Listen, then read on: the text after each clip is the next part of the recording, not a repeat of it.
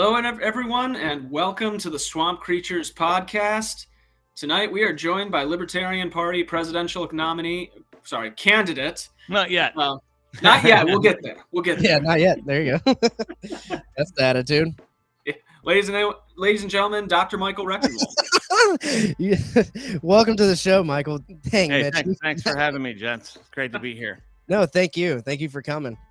I listened to a few of your lectures earlier today, but I will let our audience know, our loyal audience, I'm going to be drinking a vodka Red Bull today. Good for you. Minimum.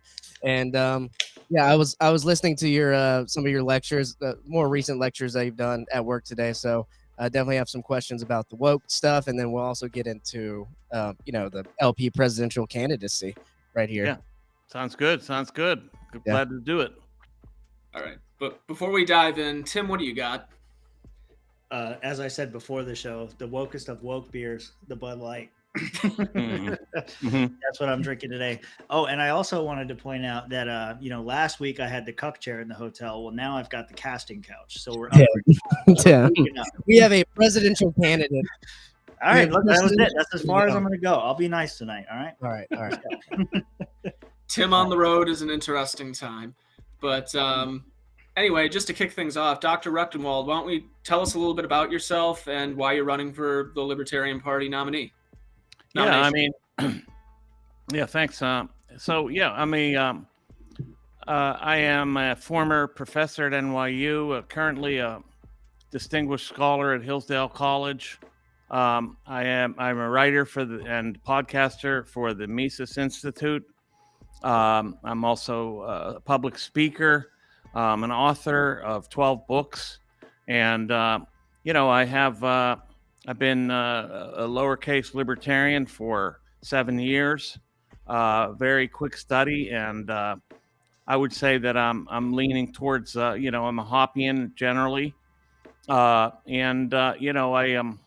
have a long history, and we could talk a little bit about it, but it's not really that important. The thing is, I'm running for the LP for president as an LP candidate in order to wreck the regime. And what we mean by that is that I will help enlist candidates at the local level and help them get on the ballots and get local control and wrest power away from the central government. And this is a very big project, but it has to be done because I believe, as I recently said at the Mises Institute event against our limitless regime, that in fact the only hope we have for getting out from under this totalitarian regime that we're under is by localism or decentralization and nullification. This is the only path. And this means building local communities. It means taking control of the police, the sheriff's office, the guns, the school boards, the political machinery on the local level, so that we can, have local control and nullify federal laws and mandates that are utterly unconstitutional. This is the path to liberty. Nice. You want to start? I'll go if you don't want to. Yeah, go ahead, Mitch. No, I was going to say, Rob, I thought you were going to say something. Okay. So you're an author of many of these books, and you're kind of preaching to the choir here. So the Google Archipelago, I kind of after the Gulag Archipelago, if I'm correct, is like where you got the idea from. I like the title. I definitely want to check out that one and Beyond Woke, and that's what your lecture was on that I listened to today. And you're attacking this woke culture that's going on. Is that one of the main things that you're going to be pushing out as your candidate? Like what's your top issues? Because that's kind of what I got from my quick research that I did today throughout the week. Sure. So, wokeness is often thought of as just a culture wars issue, but I have argued and in many places that it's much more than this, and it's the official, quasi-official dogma of the state, and it is also so it's a political issue, and it's also an economic issue in many ways. There are many prongs to the economics of wokeness, and it impacts us innumerably. It isn't just having Dylan Mulvaney on a Bud Light can. It has to do with controlling our consumption, production of all goods, and phasing out certain goods altogether. So really constricting our consumptive abilities, and also really creating what I call a woke cartel. But it's not the primary issue. I mean, the primary issue, I would say, in terms of exigencies, that is, things that are really threatening right now, I think the war in Ukraine is the most threatening prospect that we face, because if we're all dead, we can't end the Fed. And that is a prospect that's really looming here with the so-called proxy war, which is really much more than that, I would argue. And I think it's, for example, we're not only aiding with money, but also arms, but also intelligence assets. This Ukrainian really staging area from which the U.S. and its allies, NATO, are attempting to effectively increase their global reach and decapitate the unwoke bear of Putin. And I think it's really a regime change. It's a regime change effort. So, yeah, that's the most pressing issue that faces us, is the war in Ukraine. I want to say, just sorry if I'm interrupted, but I want to say I'm glad you said that, because I was trying to throw you off with the wokeness and like that. And any libertarian will tell you foreign policies should be the #1 issue and what's going on in Ukraine. So that was an excellent answer, and thank you for defining not only wokeism but also defining eggs and cheese, because obviously us on this podcast, we don't really know English that well. And so we need a PhD in literary and cultural studies to to define these things for us.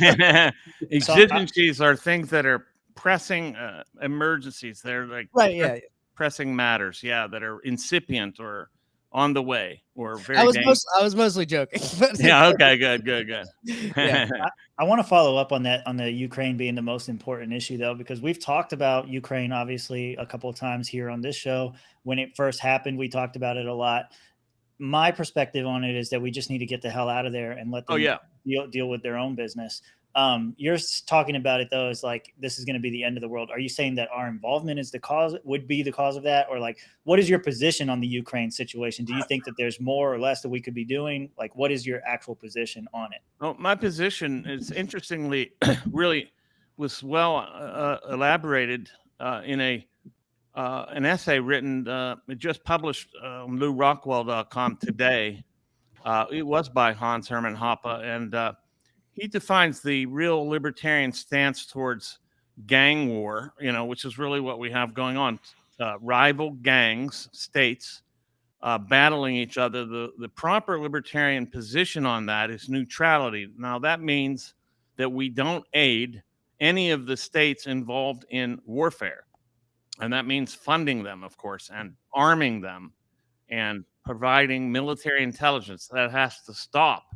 And whether, in terms of responsibility, I mean, it's very clear that there could have been negotiations early on, but this was stopped by the U.S., by the ambassador at the behest of the administration, and therefore they kept this war going and kept feeding the beast. And this has led to millions of refugees, 5 million refugees, I think, at this point, and many thousands of deaths, and a great deal of destruction of property and infrastructure. So all of this has been exacerbated, at the very least, by the U.S. and its ally partners in funding and arming Ukraine. And in the case of the U.S., I believe very strongly also providing military intelligence. So your position is that we should just withdraw from there and let them kind of handle their own stuff? Is that pretty much it? My position is that we should have no part in this. We should withdraw all support, financial and armaments, and we should have let them negotiate. But let them negotiate. If what we're doing by arming them is continuing the gang warfare, and it's encouraging Zelensky to keep up this battle at all costs. And it's basically feeding these human beings into the maw of death.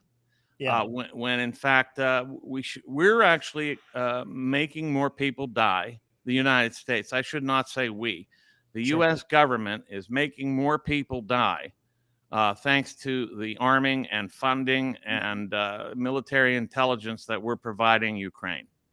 Yeah, I don't want to take our responsibility away because we put up with it, right? So if we didn't put up with it, it wouldn't happen.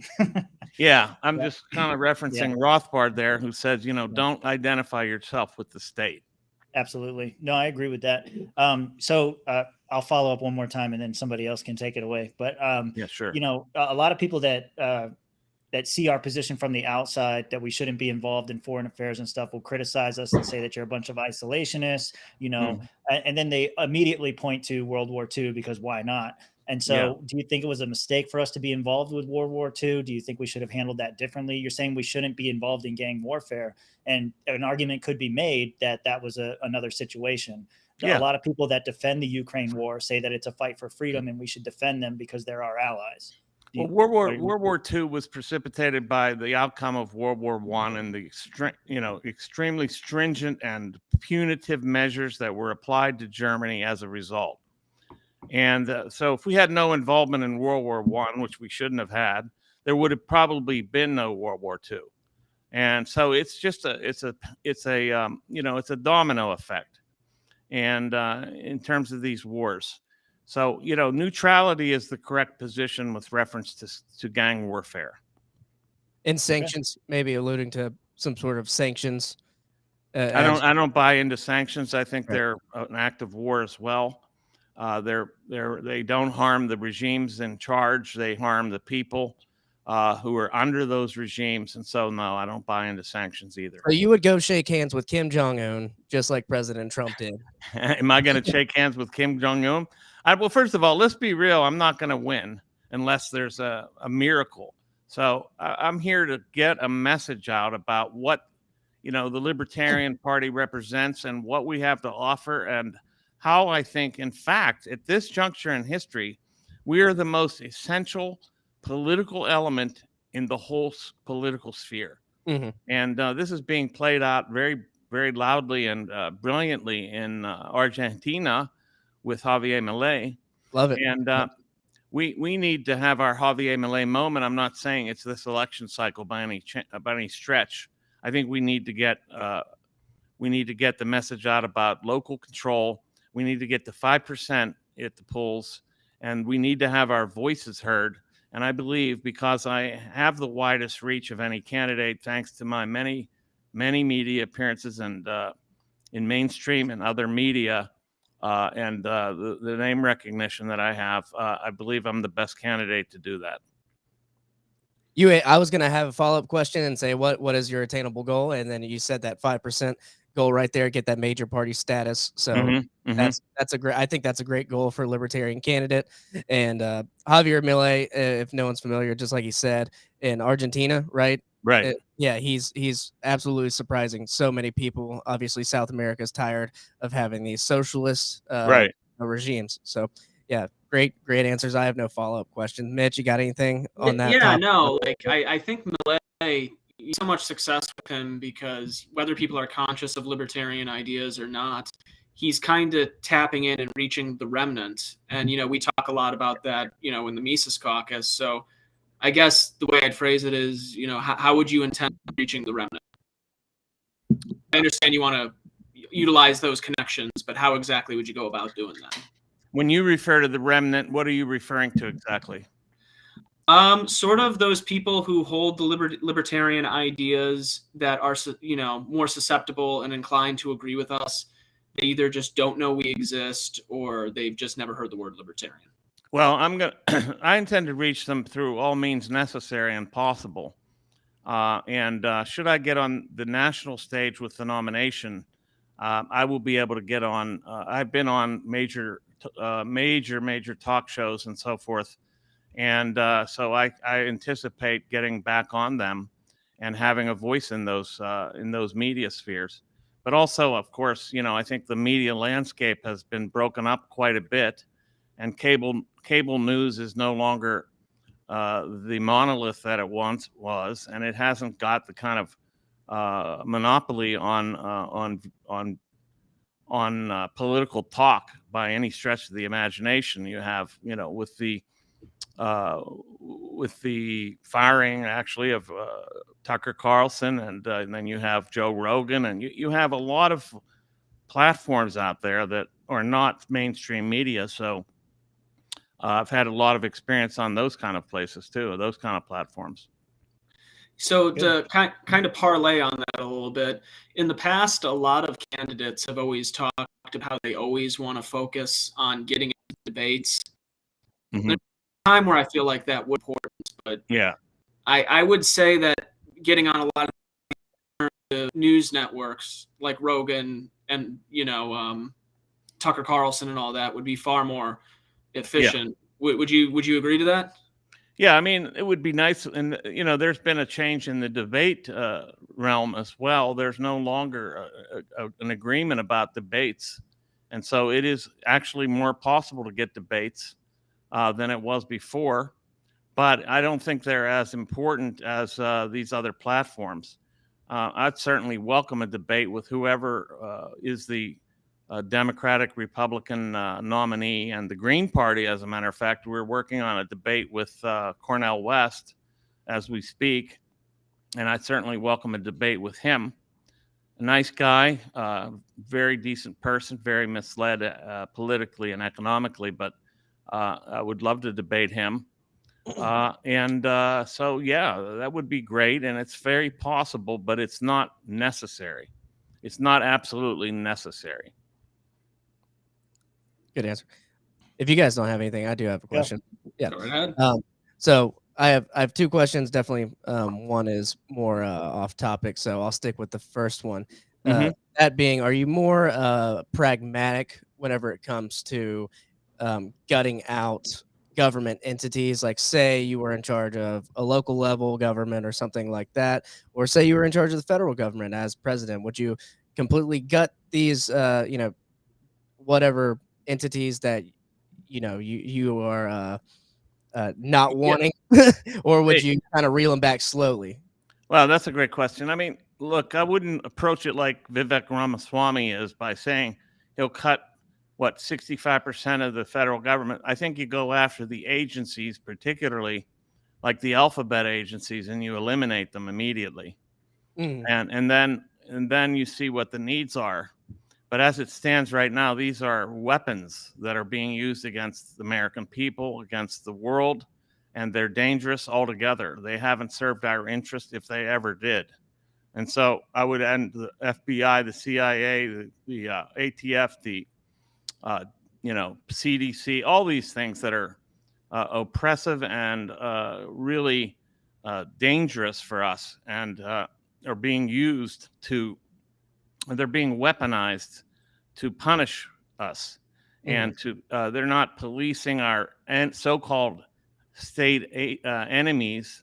They're actually policing us, and they're not our friends. And so I would get rid of them. And of course, the Federal Reserve, needs to be audited and banished. We need private non-monopoly banking. We need to end the banking and money monopoly altogether. I love that answer. And what's better, gold or Bitcoin? I'm not going there. Listen, what I think about that is topic here. There have got to be parallel currencies to the dollar, and especially if a CBDC is instituted. We need to have parallel currencies in place that people in our network, or groups or companies in our networks, will accept. So it's up to the network what they will accept. What is the CBDC CBDC? I'm not familiar with Central bank digital currency, which central bank. is Okay, so that's what they're trying to do right now. yeah, that's I mean in Executive Order 14,067, Biden signaled very strongly that he wants the development of a central bank digital currency, which would be a currency held by the Fed in effect, and would allow for the total transparency of all transactions by the to the Fed. And likewise, since the Fed, although a private bank, is also an agency of the government to the federal government, it's the worst prospect imaginable. It is it will close the totalitarian circle entirely, and it will make all transactions known and some precluded by the Federal Reserve. It's a terrible prospect, and so if that were to come about, we must have in place alternate parallel currencies so that we can exchange with each other without dealing with the CBDC as a medium of exchange. Great answer.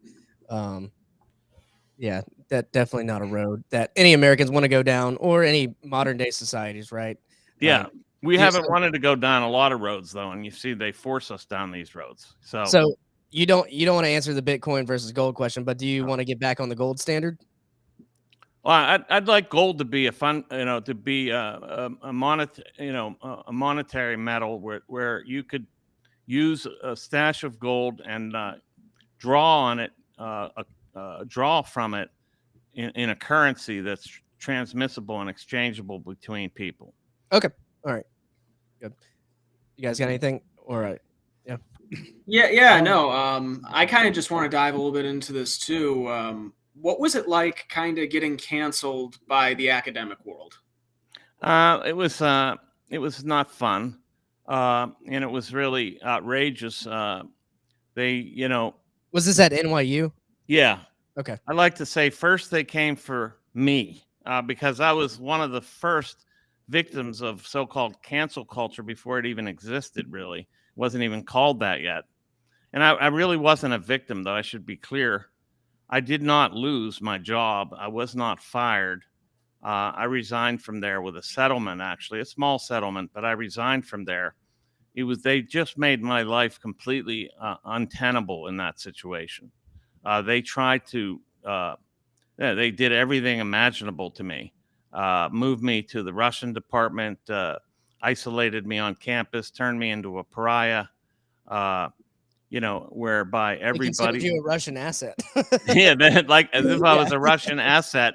All this was going on while the Russia collusion narrative was kind of symbolic in a way. Very symbolic. Yeah, they put me on my own personal gulag.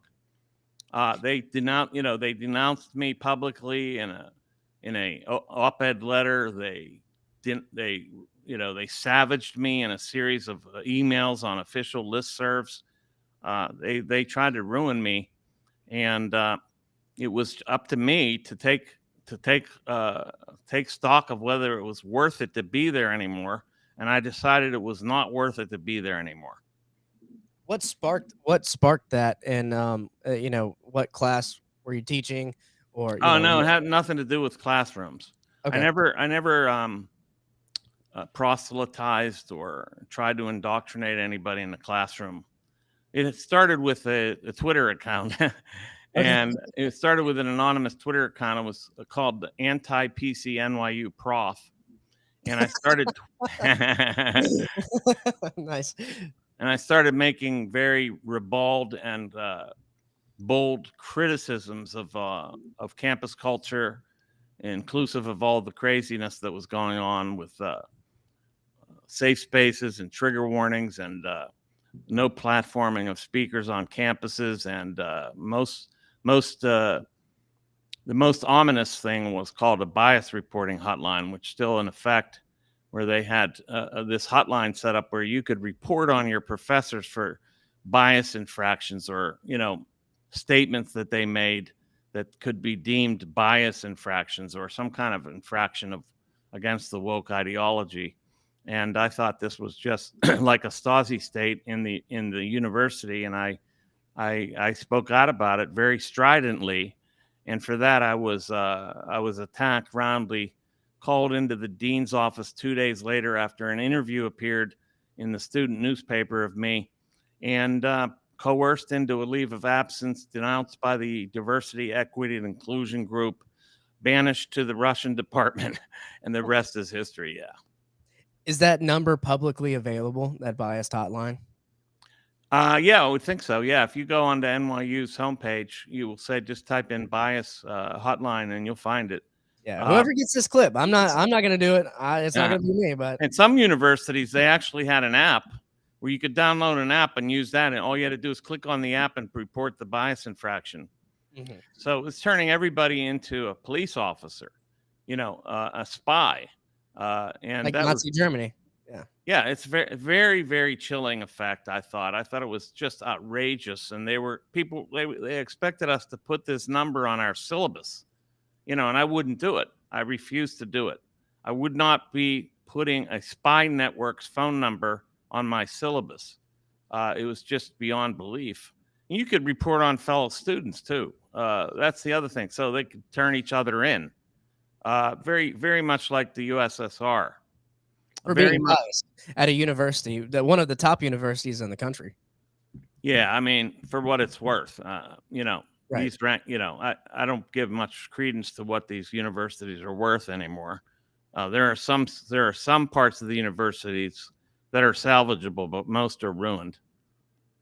Okay. Yeah. Awesome. So this isn't really related to president, but on that note, do you think it's kind of better to go down that Jordan Peterson avenue then and just kind of do your own thing? Because in the age of the internet, it seems like you don't even really need the universities to get knowledge like that anymore. Yeah, that's what I've done. That's what I've done heretofore. Is I became what I think is a public, and I should put it this way, an intellectual entrepreneur, and I've earned my living from in the marketplace. I've done this for 5 years now in the marketplace, and earning my way that way.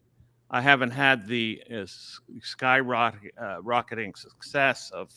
I've had success. I haven't shot into the stratosphere like Jordan Peterson did, but we're friends, and actually, we both came out against this. We were canaries in the coal mine. We came out at the same time, so I wasn't imitating him.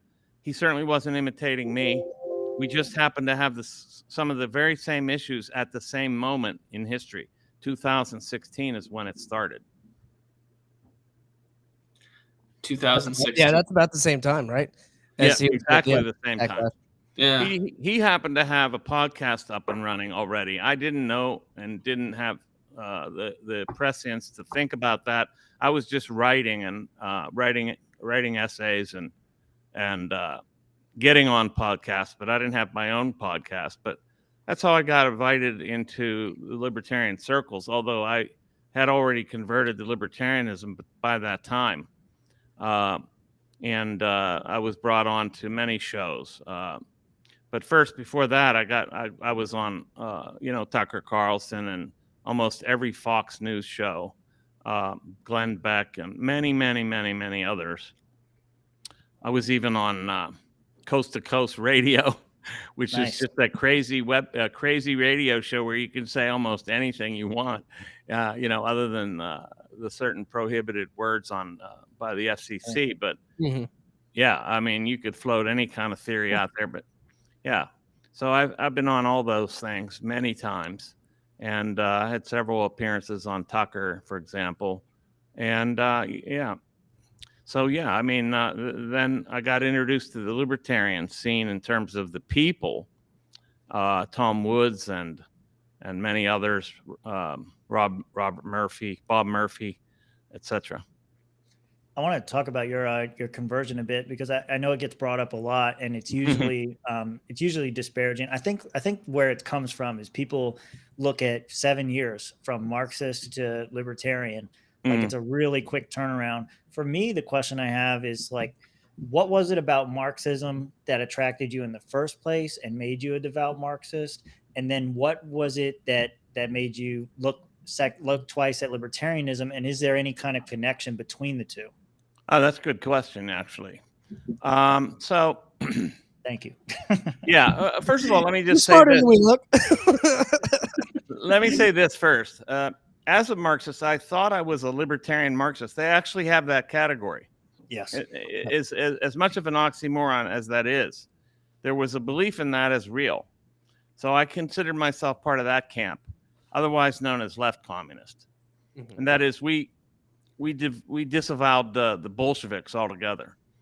We thought that they were tyrants who took over the state and then took over the movement that was a working class movement originally, which it wasn't, by the way, Right. and that they co-opted the whole thing and turned it into a totalitarian system. So the question, now I'm losing track of the question. The question was, how did I come out of it? And okay, well, it was the left that actually woke me up, not in the way that they would have liked. And Sure. they tried to correct my thinking, and they did, but not in their way.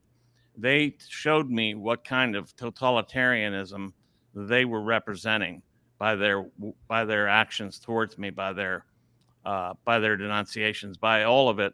And so I became a civil libertarian overnight. And then I immediately started to read into libertarianism and became an economic and political libertarian in a short span, and have been since 2016, 17, roughly. 16, definitely a civil libertarian. By 17, definitely an economic libertarian. And since then, I've read the corpus that I can get a hold of libertarian texts, and have been a student and also a very strong proponent in 5 books written from a libertarian perspective. So I don't think time is the necessary qualification. I think it is conviction and knowledge, and also impact that somebody could have. Because I was a Marxist, I have more criticisms and more valid ones and more incisive ones than other people who don't know what it really is. I knew it inside out. And I can tell you what the weaknesses are and how to knock the legs out from under it in 5 seconds. It's not really that difficult. So I think that this is actually an advantage that I have. It helps me to relate to people that don't understand libertarianism, because it's easy to teach when you have come to something from a different standpoint. It's easy to teach it. It's because you know what things you can't take for granted. You know what things are necessary to explain. You know what the weaknesses are of the other side, and you can exploit those and show people what's what. And I've heard you say that a couple of times before, so I kind of want to drill down a little bit further into that. But before we do, so the other part of the question that I didn't really get an answer to was what attracted you to Marxism in the first place? Oh, What was yeah, I forgot about compelling that part. it? I'm not trying to evade that. No, I got you. Yep. I thought it was the more ethical system. This is what people are often seduced by. This idea that, socialism is equitable, and it represents economic equality and democratic economic democracy, right? And I thought that's what it represented. And I learned soon, I learned very quickly that it doesn't represent that at all. And that came home to my thinking when I read Mises and read Socialism and Economic and Sociological Analysis. He made it very sharply clear to me why it doesn't represent economic democracy at all. In fact, it's quite the inverse of that. Once you recognize that you have no power of disbursement, you have no power in a socialist system you have no control over what's made or why. You're basically under dictatorship, an economic dictatorship. Whereas socialism promises economic democracy, it's the actual opposite that it delivers. Yeah. So ethics was the reason, and then I realized that it was the most unethical system there is, based as it is on theft. So, like you were saying that you had never heard Mises before that. I don't know, maybe it's because I'm a modern person. Like you're a little bit older than me, and you how is it that you've never heard of Mises before then? Like, is Well, it just not talked about? Is it just Marx or not talked nothing? about in academic circles at all. Yeah. You're Yeah. just not exposed to it. I didn't, never heard of him until I read him really, and Yeah. it's not something that's look. The whole university system, especially the humanities and social sciences, are Marxist through and through, whether Yeah. they say they're outright Marxists or not. So that's what's taught, and that's what's learned, and that's what's promulgated. So you don't hear these ideas. They're totally anathema. The only Yeah. thing I'd ever heard of, and I, had looked into a bit, was Randian Mhm. philosophy. That you'll hear a little bit about. There'll be your small club of objectivists on campus, but not many.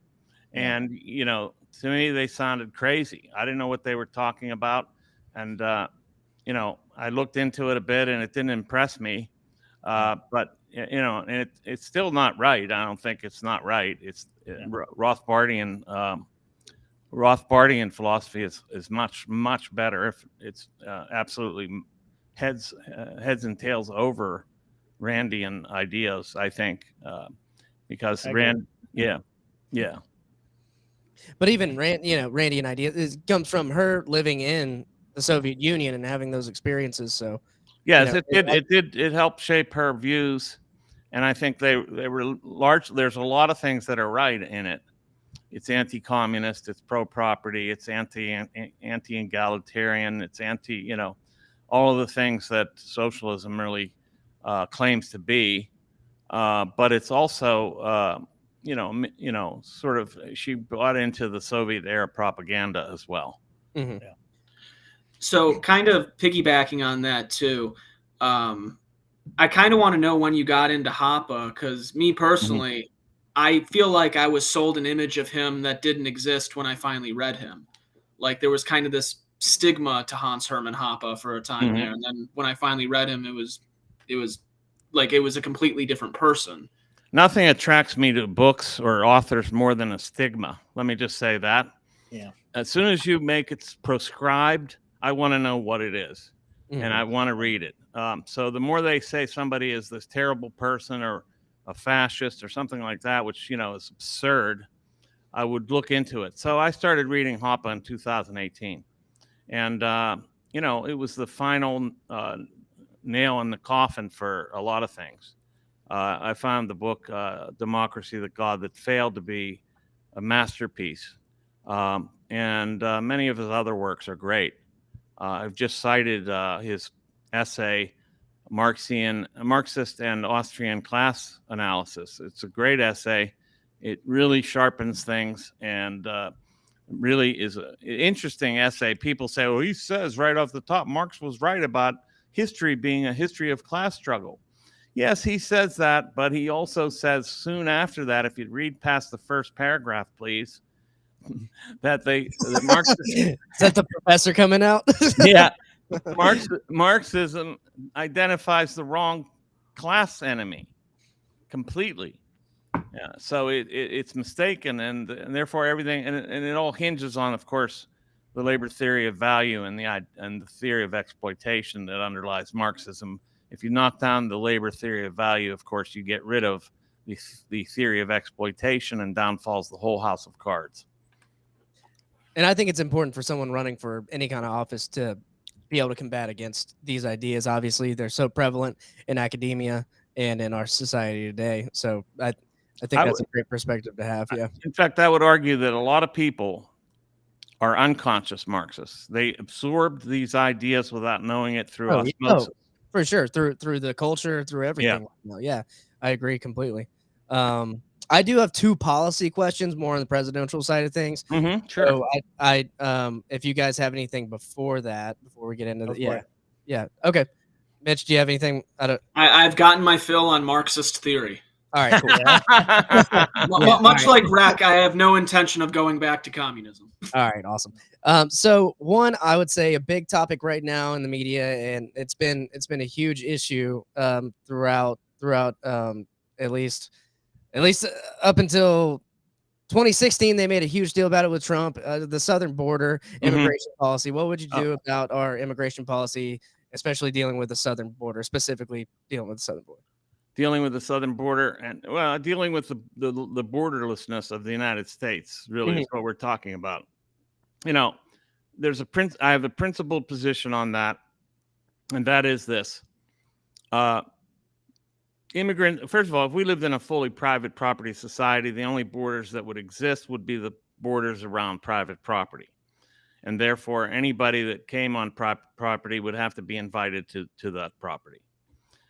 Short of that, we don't live in that world. We live in a world with public property, so-called, a real misnomer as well. But public property is assumed to be the property of the state. I suggest and I argue strongly that it's actually the property of citizens. So therefore, allowing people to just come onto your country without an invitation is really a violation of their property rights and the NAP. So my policy would be, look, we need to have vetted and invited immigration, and I would have to close the border and open up more ports of entry to vet people, to make sure they have a place to go, a job to go to, and so on and so forth. And they have to be invited in that way. But moreover, I would go further and say that this should come down to the local level in the end, that localities should have a right to exclude people from their public property because those people paid for it. Very clearly, they paid for it. Okay.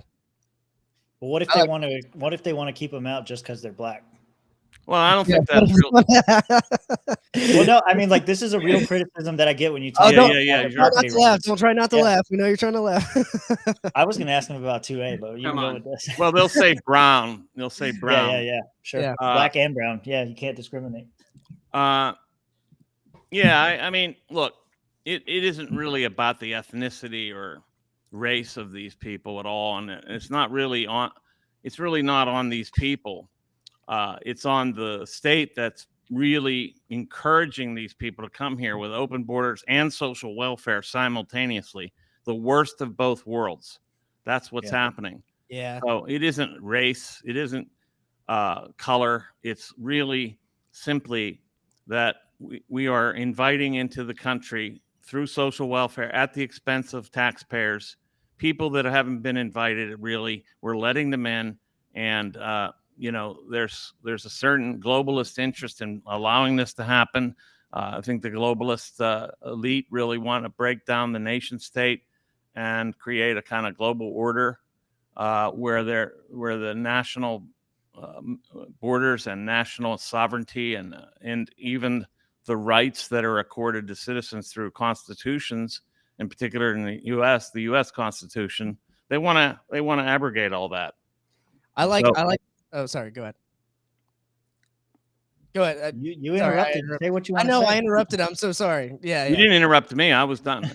Oh, you were done. Okay. Yeah. No, I love that point because it's not like we have a bunch of hot Swedish girls trying to break into the country. Yeah. In that case, I'm inviting them into my apartment. Exactly. Okay? Yeah. We're all like, yeah, let me be the ambassador. I'm here. I got you. I'll sponsor them and everything. Of course. Yeah. So I do like that answer. When people ask me about a libertarian perspective on the border, I say, well, the party's kind of split. Some people like open borders, and then we're kind of like on the same side as you. But I always say, I think it's like a three-prong approach. I think you have to kind of do the ambassadorship thing, and then you have to lower minimum wage, and then you have to decriminalize drugs. That's like a multi-factorial. I mean, all those things are absolutely necessary. And the other thing is you have to get rid of trade barriers because, as Hoppe pointed out, and is very clear, if you have free trade, unfettered free trade, you're going to have this will be less of a problem to begin with. You obviate the problem by virtue of having opportunities where people live. I don't think people flee their homes that willingly. I think they do it out of desperation largely, and that's because they don't have economic opportunity where they are in their countries. If you encourage them to stay by virtue of allowing free trade and allowing more production in those home states, those home nations, you're going to see less of a problem. But also, you're right. The drug war is a huge part of this. and you have to end that. You have to end the drug war, because this puts it into an underground black market and creates the pressure to import it through an illegal means, so-called, and open up the drug market to producers who are to legitimate producers who label products and put them on the market for people of 18 years or more to consume at their discretion. And I see you were careful not to say licensed or regulated, so that was awesome. Right. Oh, no, I know better. Awesome. Yeah, and I will add that fourth prong to my approach as well. Thank you for that. And then my second policy question, China. Big talk. So these are two topics that were heavily debated last night in the Republican GOP debate. And then the Republicans are like, yeah, we should bomb them. We should bomb the cartels, bomb China. I mean, I shouldn't laugh. I shouldn't laugh, because these people are nuts. That laugh is from pure, just like, that's not the answer, you know? So yeah, that's the kind of laugh it is. Yeah, this saber rattling with reference to China is outrageous, and it has to stop. Look, China's not our enemy here. Our primary enemy is within, and that's the state that we're up against. We're up against a regime here within our borders. I just got chills from you saying that. I'm just saying that's some points right there. Whoever's listening, that gave me chills down my spine. The enemy is within. Absolutely, the enemy's within, and we can't deal with any. The question of whether China wants our cars, China wants our country. We don't know what China wants. We can't dictate what China does inside their country, and we shouldn't. Now, I hope the Chinese people will one day find it within themselves to rise up and overthrow the CCP, because I think it is a totalitarian regime. But we don't have any business doing that for them, or trying to get into a war with them to stop their, I think, global hegemonic ambitions. And we're not gonna do any good with China by putting up trade barriers that are going to create more hostilities and also cost consumers money, and that will exacerbate tensions and so forth. And we have no business interfering in their affairs with reference to Taiwan. That has to stop. So yeah, we're exacerbating, the United States, I shouldn't say the state here is exacerbating tensions with China. And it seems like they want to drum up a war frenzy with reference to China, which is just ridiculous. Very. Adding on to the China question, what, if anything, do you think we should do about the Uyghurs? The Uyghurs? No, I mean, that has to be resolved within that country. Yeah. I mean, it's very difficult to get, unvarnished news with reference to that. I tend to believe that they're probably being held against their will. There are people that are being held in virtual concentration camps, and they're being programmed or deprogrammed and then programmed in those places. But it's up to the Chinese people to decide what they want and whether they can overthrow this regime. I see you've talked to Scott Horton about this.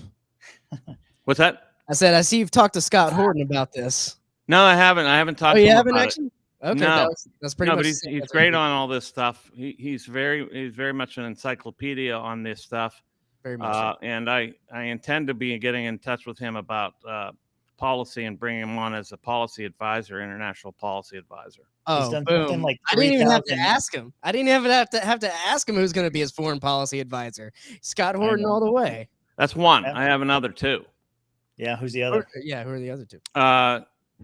You're putting me on the spot, and I'm not. Sometimes I blank out on names. That's fine. Okay. That's fine. It's okay. You'll remember the most important one on the team, so that's okay. Ron Paul's sidekick. He's Daniel McAdams. Oh, Daniel McAdams. Yeah, McAdams. Of course. How could I forget? Awesome. And Daniel, if he hears this, he'll be pissed because nobody likes me. I like him very much. We like Dan. We'd have Dan on here. Yeah. Dan's a great guy.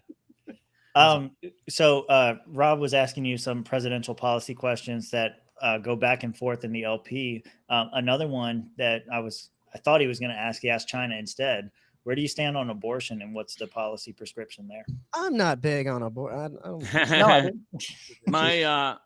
Look, I think that this having been sent back to the states via the repeal of Roe v. Wade is a good thing, and that it should, I think that policy-wise and so forth, the more localized we can make it, the better.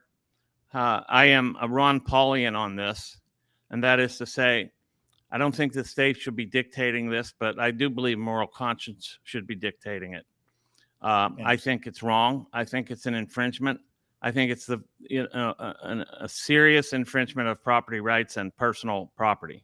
In other words, it's killing people and it's robbing them of life. It's a very serious infraction on the right to live, which is, I think, libertarians' main principle, that you cannot violate somebody's rights. Now, there are these libertarians, and I've heard the arguments and read them, like Walter Block, who happens to endorse me, by the way, but we disagree on some things.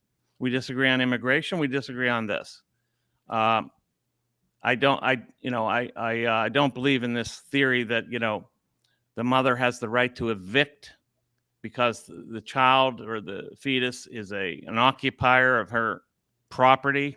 I think that is ridiculous because that child didn't break in there. Mm-hmm. They didn't have a say in that insemination and gestation to the degree that it's happened by the time this purported abortion were to take place. But they have a right to live like everybody else, and we shouldn't violate that right. That's a non-aggression principle infraction. Yeah, I think that's pretty solid. Yeah. It's a good way of going about it.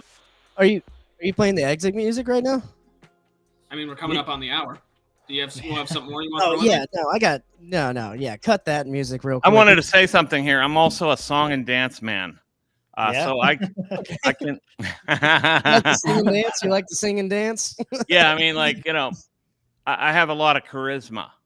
Yeah, I particularly like your impressions of Klaus. Yeah, every country from the United States to China must participate, and every industry from oil, gas to tech must be transformed. Yeah. I think I have a skit idea. I think I have a skit idea that we need to put together right now. I think we can do it real quick. Yeah.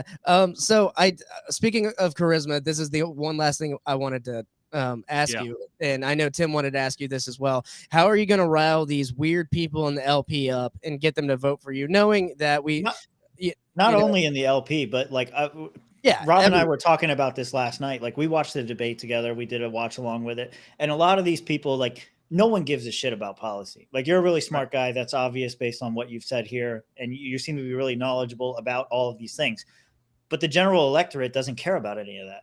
They care about what they really don't. It's the main issue. They do care about some issues, I would say. And there's a lot of disaffection from the establishment today. From establishment politics. So I believe that these people can be attracted to the Libertarian Party. And I do believe these people can be appealed to on from the standpoint of principles. And I think we have the only principled, consistent message. So I think I can get that message out to people. And I already have attracted hundreds, and I believe I can attract thousands of newcomers to the LP. And that is from my own fan base and supporters and friends and family members, I should add. Some of them who are doing quite well, and they're on board. I've explained the philosophy. I've explained the principles. I've explained what we stand for, and they have already changed their registration. And I can do that more broadly, I don't think there's this adhesion to the Republicans, for example, that we might expect, thanks to the fact that they hate most of the Republican Party, if not all of it. So what we're going to run for is those people that recognize that Trump's a grifter, and that nevertheless need somebody to represent them. Awesome. Good job. Yep. Thank you. You want to play your music now? Okay. Now that you guys are drinking, I guess I'll have a drink, but it's water. Yeah. Okay. Yeah. Well, see, you're blowing big vape clouds over there. You're gonna blow big vape clouds all over these other candidates. I see. You got the. Oh, definitely. I'm not putting that down. That's my. And also, That's your vice. I'm gonna coif my hair a little bit more and maybe grow it out to the Javier Milei length. There you go. There we go. I think you should go full Trump hair, honestly. I mean, he's like a 70s band, and this at this point I was thinking 80s band. Yeah, better. Yeah. So Billy Idol type look. Go ahead, Tim. before we jump into plugs, I got to ask a question. We ask all of our guests this question. Mitch is cringing right now because he doesn't know which one I'm going to ask. And so I'm going to ask you a question. You will be highly judged on how you answer this question. So answer carefully. When you are consuming a hot dog, do you consider it to be a sandwich? I just wanted to make Mitch cringe. No, I don't. No, I don't think of a hot dog as a sandwich. Thank you. Thank A you. sandwich is 2 pieces of flat bread with some kind of meat or cheese in between. Then you got to question quesadillas. If you call a hot dog a sandwich, you got to say quesadilla is a sandwich. You got to say all these other that's not a things. sandwich either, man. Thank Tacos you. are not sandwiches. You'd have to be a postmodernist to go there. I think a sandwich has 2 separate pieces of bread. A hot dog is joined by a hinge, and that disqualifies it from a sandwich status. So the hinge. Okay. I said it was a sandwich, so you guys might have to debate this on stage live. It will be asked in Florida. I could throw out some plugs, so let me just plug my website for the campaign if I can. It's wrecktheregime.com, rectheregime.com, one word, wrecktheregime.com. And my personal website, which is still up and running, where I do my personal business, writing and books and all that, is michaelrectenwald.com. So cool. Yeah. Awesome. Thank you. Yeah, go buy his books. Go buy Google Archipelago and go buy. What's your newest book? The newest book is called The Great Reset and the Struggle for Liberty. Awesome. Thank you. Yeah. And for me, I will be opening up a comedy show at the Dock October 20th here in Pensacola, Florida. And then the next day, the 21st, I'm going to be in Jacksonville hosting the Libertarian Presidential Candidate forum and doing some comedy out there in Duval County. So where am I on this? Where am I on this? Dude, you need the updated graphic. I was going to talk to you about that after the show. I think I could try and get you in. I don't know. So Mike is going to be there? I think we should. What was that? Is Rectenwald going to be there? Yes? No? Yeah. If I can have anything to say about it, I think he needs to. Well, I'm asking him. He's here. I would like to go. Okay. All right. We do have an updated graphic, Rob. Please get me in there. I've got to get to Jacksonville anyway. I didn't make the graphic. That was from the Duval County LP. So that graphic. Damn it, Duval!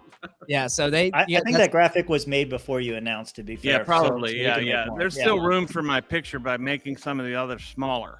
That's right. Yeah. It was you and another guy who were added in the recent graphic that I saw. So there is a newer one floating around. Oh, is there a new one? Okay. Yeah. So I'm on that one. Yeah. Okay. There is one so that it's you're on my schedule. I don't look ahead at the schedule. It's daunting. So I just look at the next day. Awesome. What do I got to do tomorrow? That's it. Well, I'll see you there in Jacksonville. As always, follow this podcast if you're listening now. Like and subscribe, share it. Of course, share this interview, get his name out there, and then follow College Football Extravaganza. We like to follow sports here as well. All right. You do. No one else in this room, just you. I like college football, man. I hate to say it. You're up in Auburn, Alabama. I'm sure you've been to a couple Auburn games. No. One day we'll get the basketball show off the ground, but until then, go check out 1776swag.com for all the best political campaign merch.